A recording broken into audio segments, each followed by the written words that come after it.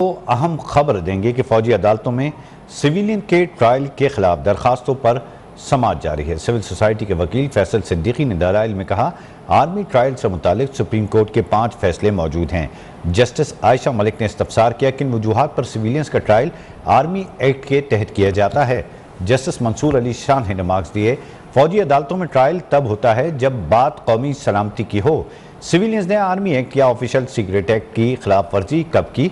فیصل صدیقی نے جواب دیا کہ میں نے درخواست میں آرمی ایکٹ کو چیلنج نہیں کیا، میرا یہ موقف نہیں، سویلینز کا آرمی ٹرائل نہیں ہو سکتا۔ جسٹس منصور علی شاہ نے استفسار کیا، آپ نے آرمی ایکٹ کو چیلنج کیوں نہیں کیا؟ فیصل صدیقی نے جواب دیا، میرا موقف ہے من پسند لوگوں کا آرمی ٹرائل کرنا غلط ہے۔ آرمی ایکٹ کے تحت مخصوص سویلینز کا ٹرائل خلاف آئین ہے۔ اس وقت انتہائی اہم سماعت جاری ہے۔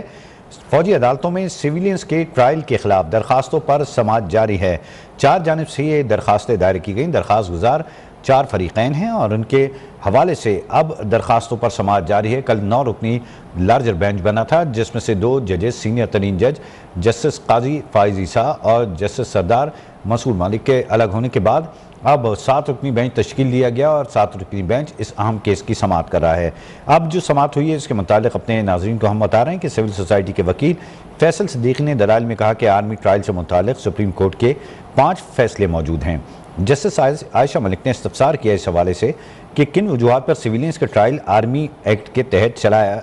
تحت کیا جا رہا ہے۔ جسٹس منصور علی شاہ نے ریمارکس دیے کہ فوجی عدالتوں میں ٹرائل کب ہوتا ہے جب بات قومی سلامتی کی ہو۔ سویلینز نے آرمی ایکٹ یا آفیشل سیکریٹ ایکٹ کی خلاف ورزی کب کی؟ فیصل صدیقی نے اس معاملے پر جواب میں کہا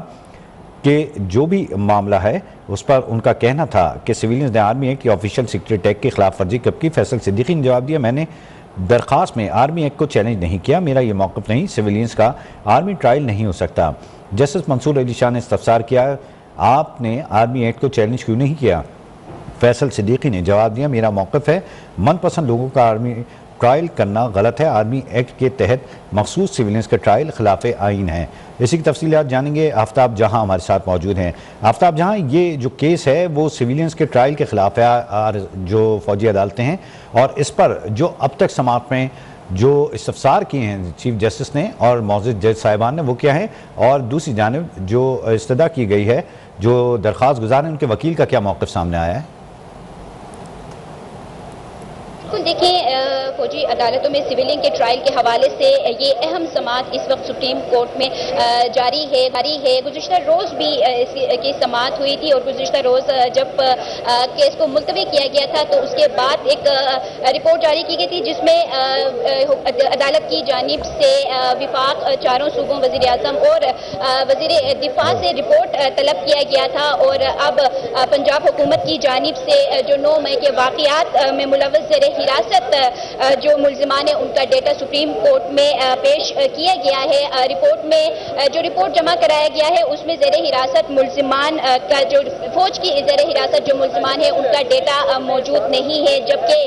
وکلاء، صحافیوں اور جو نابالغ بچے زیر حراست ہے ان کا بھی ڈیٹا جو رپورٹ پیش کیا گیا ہے اس میں موجود نہیں ہے، جبکہ جو 9 مئی کے واقعات میں جن خواتین کی گرفتاریاں عمل میں لائی گئی تھی وہ اس رپورٹ میں جمع کرایا گیا ہے، اور رپورٹ میں یہ بتایا گیا ہے کہ 81 جو خواتین ہیں وہ اس وقت زیر حراست ہے، جبکہ گرفتار خواتین جو گرفتار کی گئی تھی 9 مئی کے واقعات میں ان میں سے 42 جو خواتین ہیں ان کو جو رہا جو ہے وہ بھی کیا گیا ہے، جبکہ اس وقت جو 9 مئی کے واقعات میں 39 خواتین ہیں وہ جوڈیشل ریمانڈ پر اس وقت زیر حراست میں ہے۔ کچھ اگر سماعت کے حوالے سے بات کرتے چلیں تو اس وقت جو سول سوسائٹی کے وکیل ہیں فیصل صدیقی وہ اس وقت اپنے ریمارکس پیش کر رہے ہیں، ان کی جانب سے جو دلائل دیے جا رہے ہیں ان کا کہنا ہے کہ کل عدالت نے پوچھا تھا کہ یہ درخواستیں پہلے ہائی کورٹ میں نہیں جانی چاہیے، ان کی جانب سے یہ بھی کہا گیا ہے کہ ایک سے زیادہ صوبوں کا معاملہ ہے، ایک ہائی کورٹ کا دائرہ اختیار نہیں بن سکتا، جبکہ فیصل صدیقی اس وقت روسٹرم پر موجود ہے اور اپنے دلائل دے رہے ہیں۔ یہ درخواستیں سپریم کورٹ میں ہی قابل سماعت ہیں، جس پر جسٹس عائشہ ملک نے ریمارکس دیے ہیں۔ کیا درخواستیں کے काबिल समात के हद तक हैं कि आप दलाइल मुकम्मल हैं, जिस पर फैसल सिद्दीकी ने ये दलाइल दिए हैं कि जी दरखास्तों के काबिल समात होने तक दलाइल मुकम्मल हैं, अब आगे चलते हैं। जबकि जस्टिस आयशा मलिक ने उसके बाद ये रिमार्क्स दिए कि हो सकता है जिन लोगों को मिलिट्री कोर्ट्स के हवाले किया गया इन पर इल्जामात की नोयत अलग है। जबकि जस्टिस आयशा मलिक की जानिब से ये भी रिमार्क्स सामने आए हैं कि उनका कहना है कि आप सिर्फ मकरूजा पर कह रहे हैं कि इन लोगों के खिलाफ कोई शवाहिद मौजूद नहीं है, जिस पर जो 7 रुकनी बेंच इस वक्त जो समात सुन रहा है उसमें से जस्टिस यहया अफरीदी ने भी रिमार्क्स दिए हैं। उनकी जानिब से कहा गया है कि आप अमूमी बहस पर जा रहे हैं, ये भी इल्म नहीं कि इन लोगों को किस किस शक के तहत मिलिट्री कोर्ट्स भेजा गया है, जिस पर जो सिविल सोसाइटी के वकील हैं फैसल सिद्दीकी उनकी जानिब से कहा गया है कि फर्ज करें इनके खिलाफ शवाहिद मौजूद नहीं है तो देखूंगा कि इन्हें कैसे मिलिट्री कोर्ट्स नहीं भेजा जा सकता है। और इस वक्त जो रोस्टम पर सिविल सोसाइटी के वकील फैसल सिद्दीकी मौजूद हैं और वो अपने दलाइल पेश कर रहे हैं। जी अच्छा आफ्ताब जहां एक सवाल जो है वो इंतहाई इम्पोर्टेंट है, वो आपसे ज़रूर करना चाहेंगे कि मजमूई तौर पर ये जो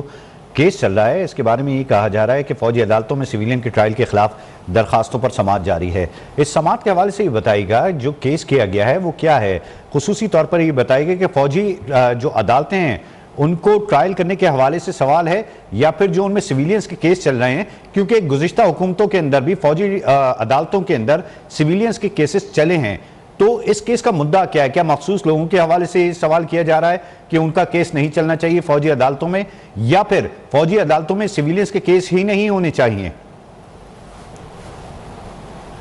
जी बिल्कुल, देखें ये जो समाअत है वो यही है कि फौजी जो अदालतें हैं उसमें जो सिविलियन है उनका ट्रायल नहीं हो सकता। और यही गुज़िश्ता रोज़ के समाअत में भी देखा गया कि जो लतीफ़ खोसा की जानिब से जो दलाइल पेश किए गए थे उनकी जानिब से यही कहा गया था कि जो सिविलियन है उनका ट्रायल जो फौजी अदालतें हैं उनमें नहीं हो सकते, जिस पे उन्होंने एतराज़ भी उठाया था। ताहम ये जो दरख्वास्तें दायर हैं वो ये 9 मई के वाक़यात के बाद की दरख्वास्त हैं, जो कि 9 मई के वाक़यात जो हुए थे जिनमें तमाम जो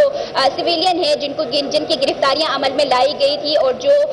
जिनका ट्रायल जो है इस वक्त जो फौजी अदालत है वहां पे चल रहे हैं। और इससे पहले भी जो अदालतें हैं जो फौजी अदालतें उनमें जो सिविलियन है उनके ट्रायल चल चुके हैं, लेकिन अब जो दरखास्तें जमा की गई हैं उन पे दलाइल जो है वो इस वक्त जारी है। और इसमें तमाम जो